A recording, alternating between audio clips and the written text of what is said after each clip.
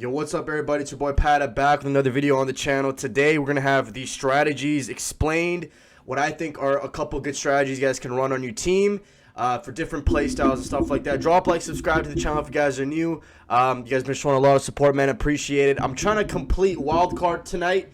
I want to get the XP path and the wildcard done so I can get open 2 packs for you guys. And then the plan is I'm going to have some tips and tricks videos coming out throughout the rest of the week. And then this Friday, I'm going to do a $100 pack opening that I owe you guys. I'm going to do it on Friday just because it makes sense to do it on Friday. You know, probably, new content. EA might release some new packs. But besides that, guys, drop a like, subscribe. Let's go right into this video. Now, you want to go to strategies, which is at my team. I think strategies definitely play a big role in the game.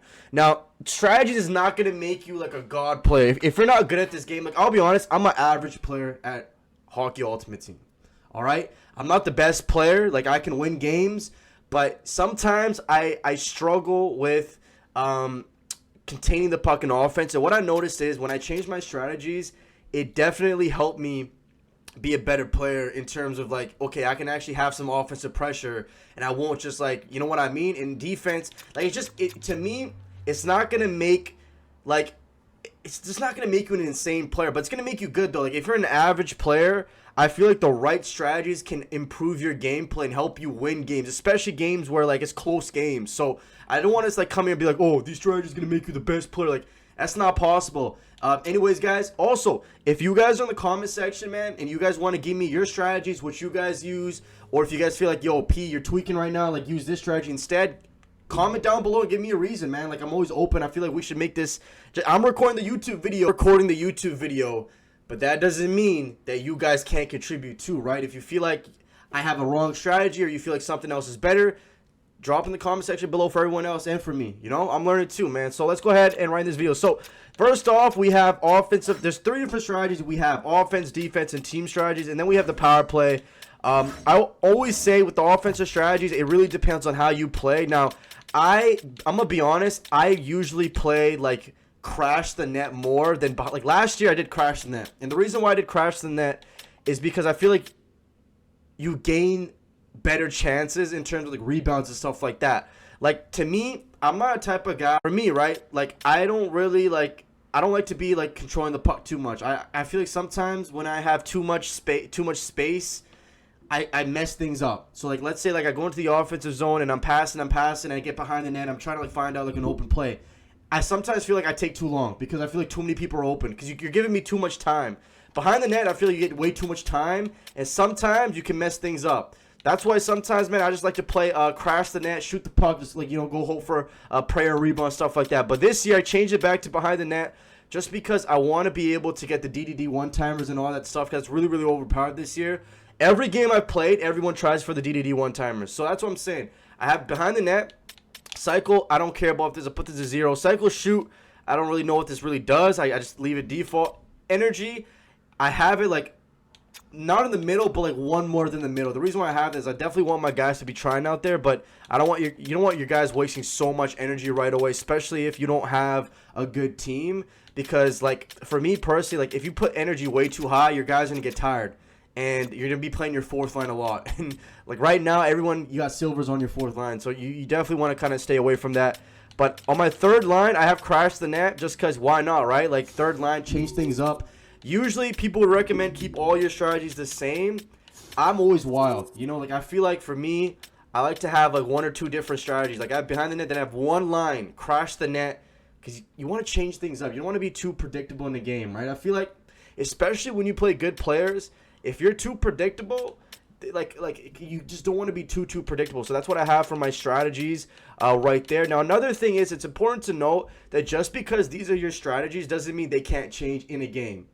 You need to make sure that you can always change your strategies in a game. Like, for example, if you notice that behind the net isn't working right now, switch it to crash the net, switch things up, you know. But I would say overload, I'm not going to lie, I've never really been a big fan of overload, but I feel like it may be decent this year just because you're having a lot of pass movements and player movements, and I feel like you can maybe get some easy one-timer slots with overload. But again, it's not the fan favorite.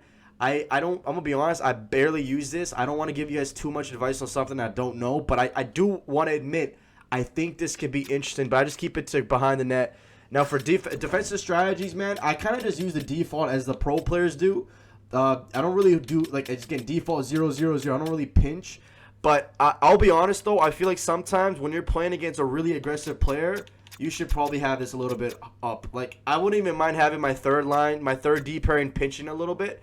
Just because, why not, man? Take some risks. But I'll probably have it, like, somewhere like this, maybe.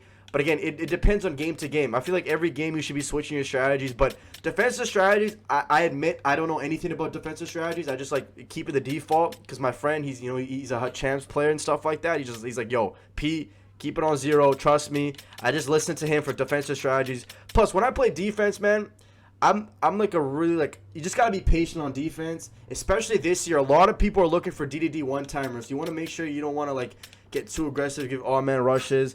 But, again, I need help on defensive strategy. If you guys have a good defensive strategy, man, let me know. Next up, team strategies. I'm rocking the 1-2-2 passive, but I won't lie. I really, really liked the 1-2 aggressive. I don't know what it is about this. I feel like this is a really, really, like, if you're an aggressive player, you need to rock the 1-2-2 aggressive. I think it's a good play, especially when you notice that someone is a passive player. If you're playing against someone passive, rock the 1-2-2 aggressive. I think the 2-3, it's not bad, but I think the 1-2-2 passive is probably the favorite. It's the most popular one to run.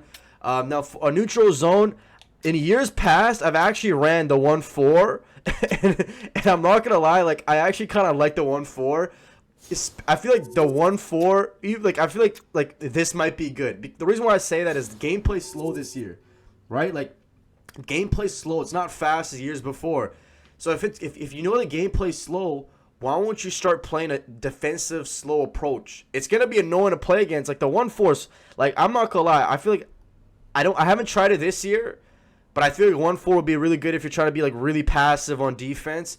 I would say that the 1-2 red is definitely, like, probably the most favorable one to rock with, just because I feel like, you know, you're not making too much dumb stuff, you know, dumb mistakes and stuff like that. But I would say, though, boys, 1-4, because, look, you get one centerman in the neutral zone, all 4 guys are back.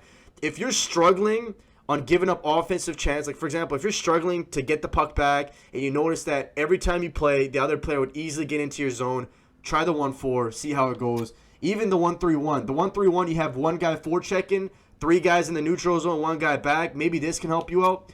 But I would say the 1-2 red is not bad because you have one guy, you know, it's kind of a balance of everything, right? Next up, trap forecheck. I don't really change this.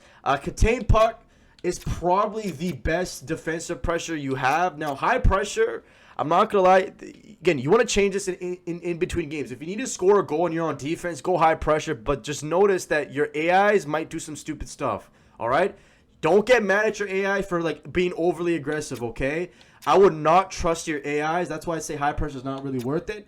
Protect the net. I'm not going to lie. I like protect the net this year, especially with the DDD one-timers. You know a lot of people are trying to get the one-timer shots. Just do protect the net. Just make everyone collapse and try to block shots and protect the net, especially with the collapsing defensive synergy. I think protect the net is a really, really good strategy. But, again, I just do contain the puck because, again, it's kind of a good balance of both. But protect the net if you want to be extremely defensive, especially if you notice that. If you're starting to notice that on contain the puck that a lot of players are just getting the DDD one-timers on you, go protect the net, see how it goes. Collapsing, don't change that.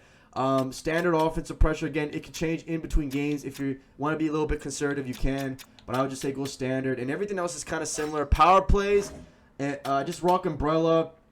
But even like overload doesn't seem too bad in my opinion. Shooting, I think shooting is probably the second best one to rock with, especially if you have good DDD one-timers, 1T activated, go shooting. But I do umbrella. And that's going to kind of wrap up this video. Nothing else. Again, this is just default. Most of this stuff, diamond and stuff like that, is just like the default pro players use. Everything else I kind of explained. But like I said, guys, just because you rock a synergy is not going to make you a pro player. You also want to make sure you adjust your strategies in-game.